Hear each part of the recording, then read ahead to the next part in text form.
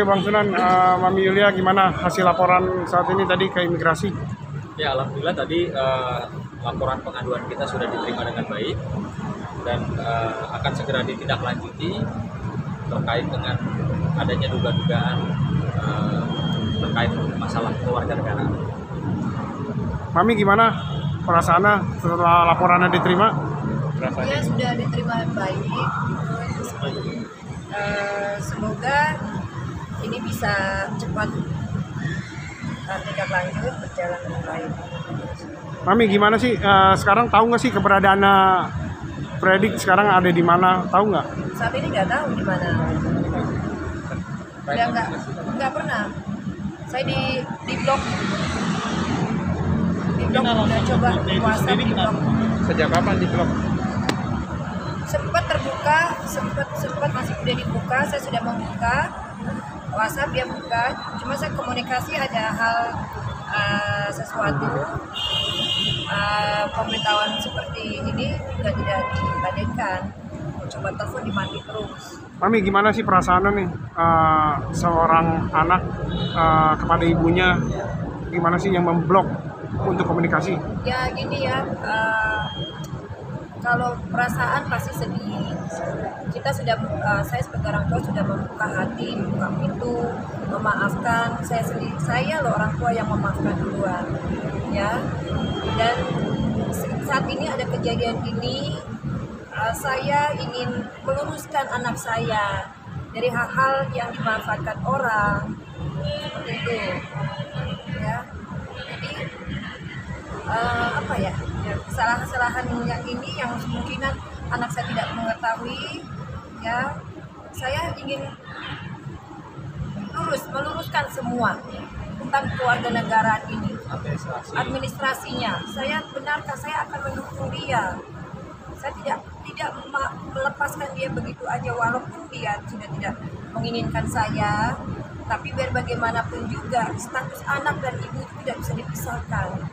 Ya, yang dicari adalah ibunya. Inilah saya dipanggil. Ya, jadi saya mempertanggungjawabkan dan ingin menyelamatkan anak saya. Manajemennya anak saya pun harus diluruskan semua. Dia harus tinggal di Indonesia dengan benar dan sah. Mau pilih warga negara manapun itu, saya akan mendukung anak saya, mensponsorin anak saya. Bang, langkah hukum apa lagi sih Bang yang akan Abang tempuh saat ini setelah ini? Ya, jadi begini, pertama-tama bahwa hari ini sudah diterima ya pengaduan kita oleh ibu ya terhadap anaknya, karena saat ini kita menduga bahwa anaknya dipekerjakan oleh manajemennya terkait dengan masalah, kita duga ada persoalan terkait dengan masalah keluarga. Dan mungkin minggu depan tadi sudah sampaikan akan diambil keterangan oleh ada juga beberapa dokumen dan lain sebagainya, itu persoalan keluarga negara. Yang kedua, kami juga mau menyampaikan ya kepada Fredrik dan juga pihak yang lain untuk supaya sebagai warga negara harus taat terhadap hukum warga negara Indonesia, hukum Indonesia. Kalau memang kamu mau mengurus soal kewarganegaraan, ibumu ada, ayo datang ke ibumu, diselesaikan soal kewarganegaraan kamu. Karena ibunya melahirkan, ibunya mensponsor, ibunya juga yang menjamin. Nah, ini persoalan di situ. Kenapa kok ditutup akses komunikasi ibunya dengan manajemen dan juga dengan anaknya? Ada apa? Makanya kenapa ibunya tuh sedih dan juga mau datang ke imigrasi supaya menyampaikan ini anak saya mau hidup yang benar di Indonesia, jangan ada persoalan hukum. Karena ujung-ujungnya ya mungkin pihak lain kita juga menggunakan prestasinya Fredrik untuk hal-hal money oriented, tapi kalau ibunya kan anaknya, dia mau supaya anaknya itu hidup aman, hidup sesuai aturan hukum di Indonesia, makanya mau diurus. Itu pun waktu setahun sebelumnya sudah dikasih tahu. Ya, setahun yang kita sudah ada permasalahan, saya tetap berkomunikasi, mencoba saya panggil orang yang bisa bicara dengan Fredrika langsung. Bayangin loh, saya sudah dibenci, saya cepat peduli dengan anak saya. Sangat disayangkan, kewarganegaraan pun tidak dilibatkan. Emang dilahir dari mana? Itu sampai yang terpenting gak dipanggil saya. Akhirnya saya lah yang harus bertanggung jawab dengan pihak keimigrasian untuk mempertanggungjawabkan di mana status anak saya. Saya tetap berjuang cari, walaupun dia menutup akses saya berjuang mencari di mana. Saya datangkan semua. Saya tidak ada maksud apa-apa. Saya ingin anak saya benar. Mau dia warga negara asing, mau ke negara Indonesia, saya tetap akan mendukung anak saya.